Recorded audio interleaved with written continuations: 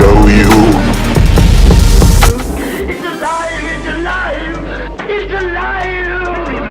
Hi, I'm Chucky. Wanna play? Hey everybody, welcome back to Wanna Play. My name is James McKenna, and for the last installment of the Child's Play franchise, we'll be doing another walkthrough. And as I said, this is the last installment, and it is, of course, Cult of Chucky. Now this actually, if you've seen my other video ranking all of them, this is still my favorite movie in the entire franchise because, well, it was really good, wasn't it? I loved how, as I said before, it brought every storyline together with all the characters in it having huge roles. Nika, Tiff, Andy, everybody was there, well, with the exception of Tyler. Not only that, the color was awesome, because it was only white walls, and all the people were only wearing white, gray, or black. So this was almost like a black and white movie, but the only colors you saw was blood and Chucky. So without any further ado, let's get straight into it. We open up with Andy Barkley, played by, once again, Alex Vincent, talking to his new date. They start talking about his backstory, but the girl decides to leave. Andy pulls up to his cabin in the woods and grabs a beer. He goes up to his Kent military jersey on the wall, so I guess they're not completely ignoring Child's Play 3, and he takes it off. There's a safe back there, and once he opens it up, what's in it? Well, it's a severed Chucky head. He brings the head over to a table, and since he lets Chucky have a puff of his cigarette, it looks like they have a mutual relationship going on. Oh, nope, he's blowtorching his face. After the opening credits, we're with Nika, who's in a mental hospital getting tased and drugged. We meet probably my least favorite character in the entire franchise because he's just an absolute creep, Dr. Foley. But they reveal that they've convinced Nika that Chucky wasn't real and that she did all the murders. She gets transferred to a minimum security hospital, and we meet one of the workers there named Carlos. A crazy woman tells Nika that nobody can see her, but then Michael here provides us with a needless jump scare. Michael asks Nika for some gum, and then, well, they just start banging right then and there.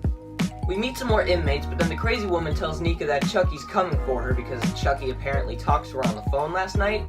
Who cares? We're all sick. I want to know why she killed them. Oh, shut up. To calm her down, Asshole provides Nika with a, well, good guy doll, and apparently his name is Chucky.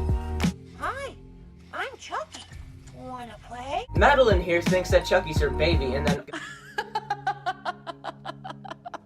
You think this is funny? Oh my god, no one asked!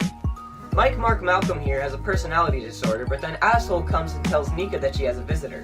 Who is this visitor? Jennifer Tilly. Oh, Tiffany. So, like, holy sh**. Nika tells Tiff that she looks exactly like Jennifer Tilly because... meta! And then... How is she? She's dead, Miss Pierce. Oh my. She gives her a good guy doll, which, well, you guessed it, was Chucky. But wait, there are two of them now? Carlos is at work, but then this mother grabs a knife from the drawer. Chucky gets stopped by the crazy woman in the hallway, and then we get our first instance of actual humor in this movie. Let me explain something to you. I am a vintage, mass-marketed children's toy from the 80s, standing right in front of you, holding a very sharp scalpel. Chucky goes after Nika, but it turns out, well, he's too late because she slit her wrist. Oh, wait, never mind, because the next morning she opens up her sleeve to reveal, well, the wound got stitched up. And who did it? Yeah, solid evidence that Chucky was there last night. The next morning, we see that Chucky actually delivered on his promise and killed the crazy woman. See, he even fessed up to it. Nika did it. She left her fucking calling card in Angela's blood. Oh, shut up! Then Nika realizes that Tiffany, her old visitor, was Charles Lee Ray's boyfriend when he was still alive. She asks Assface to prove that the doll is real, and since, well, he's not making a move after literally being burnt, I guess she was wrong the whole time.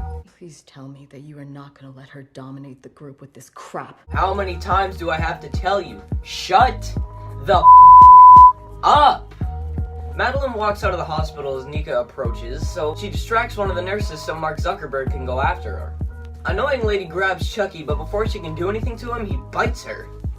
Assface comes around the corner and thinks that she did it to herself, so yeah, how does it feel? Nika then looks out the window to see the doll whispering into Madeline's ear. Then... Wait a minute. Do we have a third Chucky on our hands? Looks like it, because when Mark gets close, Madeline shoves him into the open grave. Claire, the annoying lady, gets drugged, and then we get some iMovie shots as Mike Mark Malcolm gets dragged out of the grave. But then, oh no, I don't like that look. In Claire's room, Chucky fires off a tank of oxygen that runs up to the window, and a beautiful shot, the glass shards come down and decapitate her and stab her to death. What? Then OG Chucky confirms all his suspicion. You thought I was the only one? Dr. Foley decides to hypnotize Nika, and then this asshole shows his true colors by kissing Nika while she's in a hypnotic state. Then, yeah, Chucky knocks him out with a glass bottle.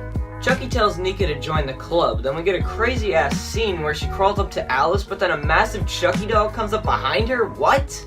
The late Dr. Foley. Now that has a nice ring to it, doesn't it? Damn right. But then he says, Fine, what the hell is your name today? It's Charles. I think we've met. oh no. Foley says some more pervy shit, and then Andy gets a call from Tiff. On the phone, Tiff tells Andy that the cult keeps growing. What does that mean? Then we're back with Madeline, who strangles Chucky to death. Oh, wait, never mind. It turns out that she didn't actually know that Chucky was alive, since the reason she was committed in the first place because she did the exact same thing to her baby. There's a small funeral for Chucky, and then Andy finally shows up to the hospital. The guard doesn't want to let him in, so he just punches him to get himself committed. Then, as Nika watches Chucky's hand pop out of the grave, she gets stabbed and drugged by, Chucky. We go to Dr. Foley, who receives a package, and when he opens it up, it's another goddamn good guy doll. Madeline gets back into her room, and once Dr. Foley leaves, Grave Chucky returns. We then get a kind of out of nowhere kill as Chucky reaches into Madeline's throat and then pulls her, I don't know what that is, out. But looks pretty graphic and it looks pretty cool. We then get a scene where Asshole lives up to his pervy namesake by sexually abusing Nika. But then, yeah, let's go, Chucky! Then, after the two Chuckies finally meet, they waste no time in waking the third one up. So, well, yeah, that's a fourth Chucky running around now. This scene is all sorts of fun. I mean, try and tell me that a bunch of Chuckies running around making jokes with each other isn't the funniest thing ever. I mean, they even make references to kills from other movies in the series. A children's toys, actually beating them to death with a yardstick, or setting them on fire, eviscerating them. All actual examples. Cool! But then, one of the Chuckies explains how he found the trick on voodooForDummies.com. If this is true, that would mean that voodoo is real in this universe, and if they found it on literally just a website, then how is nobody believing Nika that Chucky's alive? I mean, shouldn't this stuff happen all the time? Chucky 2 then reveals that the reason Alice died is because they took over her body as well, but well, a 7-year-old can't really do good when fighting, so yeah, that's kind of messed up, isn't it? Then Carlos walks in and they stab and drill him to death. What? Oh my god! This is another great scene, as you can just see all the Chuckies having a great time. They make plans to kill Andy, and then we get transferred to a beautiful red car. Then Tiffany pops up from the back seat and kills a cop from the back in the third time in the series. What? Then Chucky starts chanting at Nika, and all of a sudden she springs out of her chair, all of a sudden able to walk. This means that Nika has joined the cult.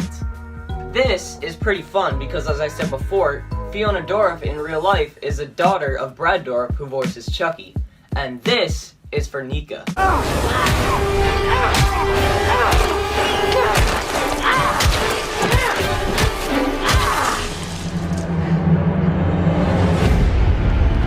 Holy hell. Best kill for sure. I mean, what else is there? This is the most graphic and the dude was a dick. What else am I supposed to give it to?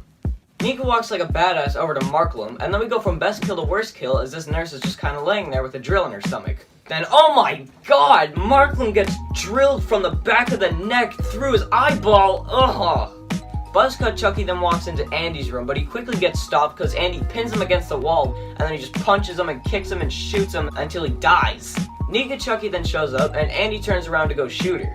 Nika Chucky says that, well, if he kills him, then the girl dies too, but he goes to shoot her anyways. However, since he forgot to reload his gun, the shoot doesn't go off, and Nika Chucky locks him in his room. We end of movie on a super cliffhanger as Nika Chucky walks out to Jennifer Tilly Tiffany thing, and they start making out. They drive away laughing along with the Tiffany doll in the back. But wait, it's not over yet, because there's one more scene after the credits. And in this scene, the OG Chucky head is just chilling by himself when a shadow of a person walks up to the door. This person opens it up to reveal Kyle, Andy's foster sister from Child's Play 2. Andy sent me. We're gonna have some fun. And with that, end of movie.